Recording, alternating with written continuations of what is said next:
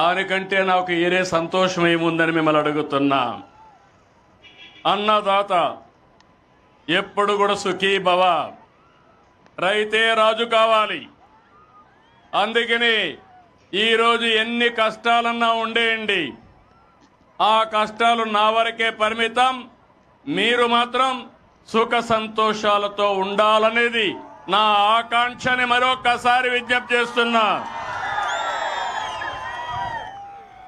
ఎన్నికల కంటే ముందు అరాచక పాలన, రాక్షస పాలన, విధ్వంస పాలన, మా తమ్ముడు సైకో పాలన అంటున్నాడు. అవును, అందరినీ ఇబ్బంది పెట్టారు, వాళ్ళు ఆనందపడ్డారు. డబ్బులు వచ్చేసాయి, అకౌంట్లో డబ్బులు వచ్చాయి. మా తమ్ముడు తెలివి అకౌంట్ ఇక్కడి నుంచే చెక్ చేసుకుని అవసరమైతే ఇక్కడి నుంచే ఎవరికి ఇవ్వాలనో వాళ్ళకు ట్రాన్స్ఫర్ కూడా ఒక క్లిక్ తో చేసేస్తాడు. అది ఈ రోజు యొక్క టెక్నాలజీ ప్రభావం. నేను ఎన్నికల కంటే ముందు ఒక మాట చెప్పాను. ఆ రోజు మీకు చెప్పింది అభివృద్ధి చేస్తాను. అభివృద్ధి తెలిసిన పార్టీ తెలుగుదేశం పార్టీ. సంక్షేమం చేస్తాం. సంక్షేమానికి నాంది పలికిన వ్యక్తి నందమూరి తారక రామారావు. Party Telugu Desam party. ఈరోజు నేను కష్టపడుతున్నాను. నా కష్టం కొంతమంది కోసం కాదు, రాష్ట్రంలో ఉండే ప్రతి ఒక్కరికి న్యాయం చేయాలి. మీ ముఖంలో ఆనందం చూడాలి, మీ జీవన ప్రమాణాలు పెరగాలి. కంటిన్యూగా నిరంతరం మిమ్మల్ని ఎంపవర్ చేసే దిశగా ముందుకు తీసుకుపోతా. అందుకే ఎన్నికల్లో మీరు చూస్తే మొట్టమొదటిసారిగా రాష్ట్రంలో జనసేన అధ్యక్షుడు పవన్ కళ్యాణ్ గారు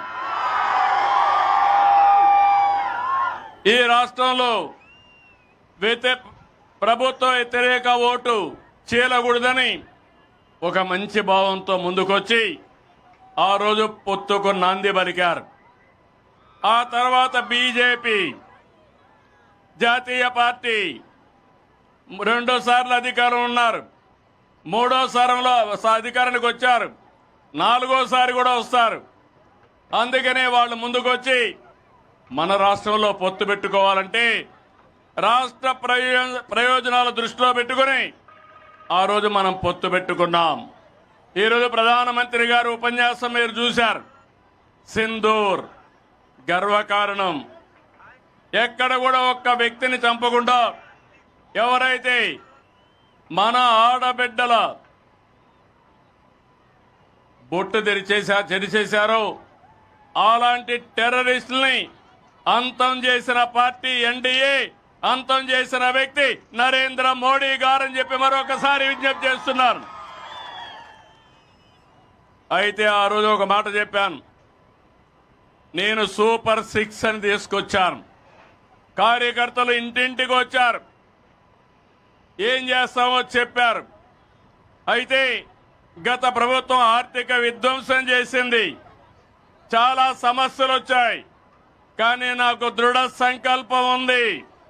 ఎట్టే పరిస్థితిలో ఇచ్చిన మాట నిలబెట్టుకోవాలని ఎన్ని కష్టాలున్నా సూపర్ 6 అమలు చేస్తున్నామని మరొక్కసారి మీకు విజ్ఞప్తి చేస్తున్నాం. అదే కాదు, ఇచ్చినట్టు అన్ని కూడా అమలు చేస్తున్నాం. మీలో ఒక ఆలోచన రావాలి. ఇచ్చినప్పుడు మీరు అనుకుంటారు ఆటోమేటిక్గా వస్తాయని. ఏది ఆటోమేటిక్గా వస్తే అందరూ ఇవ్వగలుగుతారు. నేను అడుగుతున్నా, 5 సంవత్సరాలు పింఛన్లు ఇచ్చారు. 3,000 ఉంటే ఒక్కొక్క సంవత్సరం ముక్కుతూ మూలుగుతూ 250 పెంచి 5 ఏళ్లలో 3,000 చేశారు. నేను ఒక మాట చెప్పాను, మీ అందరికీ 3,000 నుంచి 4,000 చేస్తా. జూన్లో ఫలితాలు వచ్చాయి, ఏప్రిల్ నుంచే ఇస్తానని పెంచిన పింఛను ఏప్రిల్ నుంచే ఇచ్చానా లేదా అని మిమ్మల్ని అడుగుతున్నా. మామూలు కాదు.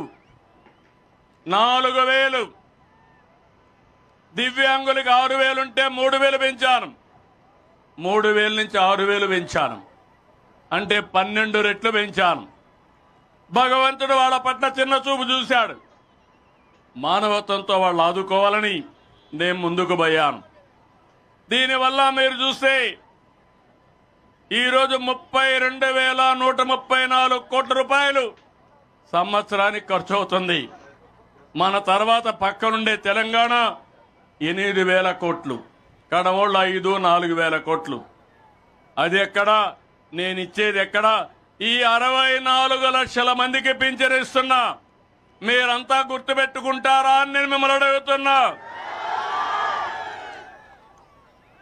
4,000, 6,000 కిడ్నీ పేషెంట్లుంటే డయాలసిస్ చేసుకుంటే 10,000 బెడ్కి పరిమితం అయితే వాళ్ళ ఇంట్లో వాళ్ళకి సేవ చేయాల్సి వస్తే 15,000 జీతంతో సమానంగా మీకు ఇస్తున్నానా లేదా అని మిమ్మల్ని అడుగుతున్నా.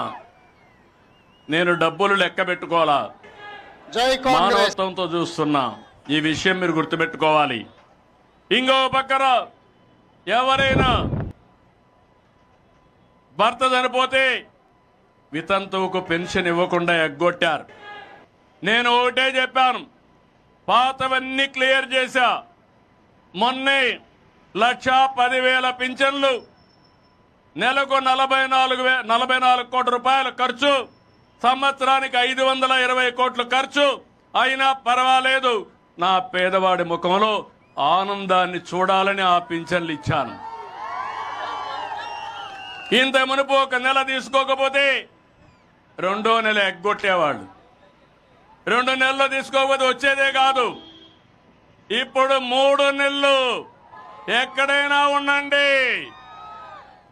ఆ రోజు వాలంటీర్ వస్తేనే మీకు పింఛను. ఇప్పుడు నువ్వు బంధువుల ఇంటికి పోయినా నేను ఇస్తా, అక్కడే ఇస్తా. నరేగా పనులు చేసినా అక్కడ ఇస్తా, హాస్పిటల్లో ఉన్నా అక్కడ ఇస్తా. మీరెక్కడున్నా అక్కడ ఎత్తుక్కుంటూ వచ్చి మీ పింఛను నెలకు 1వ తారీఖునిచ్చే బాధ్యత నాది. ఏం తమ్ముళ్ళు, ఆనందమా? అయితే ఇంత చేసిన ప్రభుత్వాలను మర్చిపోతారా మీరు? తప్పుడు ప్రచారం నమ్మతారా మీరు అని అడుగుతున్నా. మొన్నే తల్లికి వందనం అప్పుడు చెప్పారు, ఎంతమంది పిల్లలుంటే అంతమంది పిల్లలకి ఇస్తామని చెప్పారా లేదా? అప్పుడు ఇచ్చారా? అప్పుడు ఒకరికే ఇచ్చారా లేదా? నేను చెప్పా, ఎంతమంది పిల్లలుంటే అంతమంది పిల్లలకి ఇస్తామని. ఒక్కొక్క కుటుంబంలో 2, 3, 4, 5, 6, 7, 8 మంది పిల్లలున్నా ఇచ్చిన పార్టీ తెలుగుదేశం పార్టీ, ఎన్డీఏ. వచ్చాయా లేదా? ఇచ్చామా లేదా? ఆనందం అవునా కాదా?